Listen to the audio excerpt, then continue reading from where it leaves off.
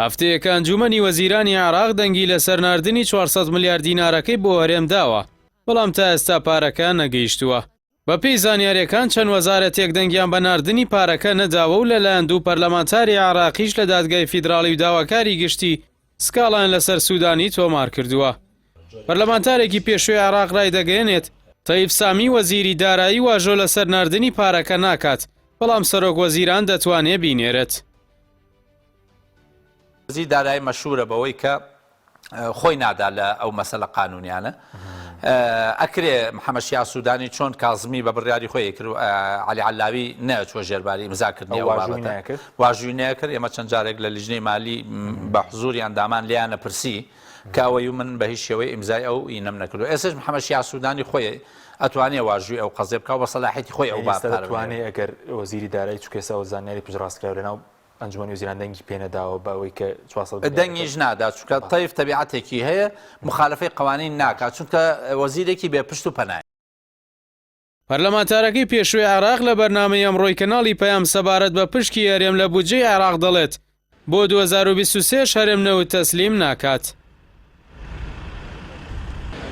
یامان بڕیاریان داوە کە نەوت ڕادەست ناکەن. ئەوە چەند جارێک یانی بەسەری حیبارە لەو کاتێک ئێمە پەرلەمانتار بووین بەسەری حیبارەیان و نەوت تەسلیم ناکەن.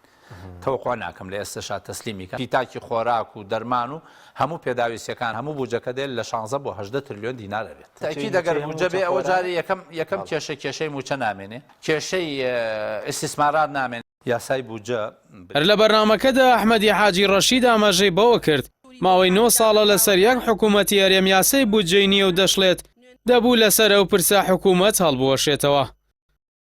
یاسای بوجە بریتە لەو یاسایی کە معیاری شەفافیەتە لە دنیا و بە حکوومەت بە بوجە مەشهورە. لە کەنەدا ئەگەر حکوومەت لەو ساڵە نەتوانێت بوجە بنێرێتە پەرلەمان، حکوومەت ئاعتیبارەکرێ بە هەڵوەشاوە. یعنی ئەگەر ئەم قیاسە بۆ هەرێمی کوردستان ڕاست بووە حکوومەتی هەرێم هەڵوەشا بوویەوە، پەڕی ناشەفافیەتە و ئەو پەڕی نادەوڵەتداریە کە حکوومەتی هەرێم کردوێتی بە هەموو هێزە سیاسیەکانی بەشداربووی ناوحکوم کە موازنە نەبێ بە کەیف خۆیان سەرفەکەن بە تەریقەولا زۆرترین داهات لای سەرۆکی ئەنجومەنی وەزیران، چونکە نەوت دەچێتە حسابی وەزارەتی نەوتەوە، پشتێکی کەمی لێنێرنە وەزارەتەکەی گۆڕان کە داراییە.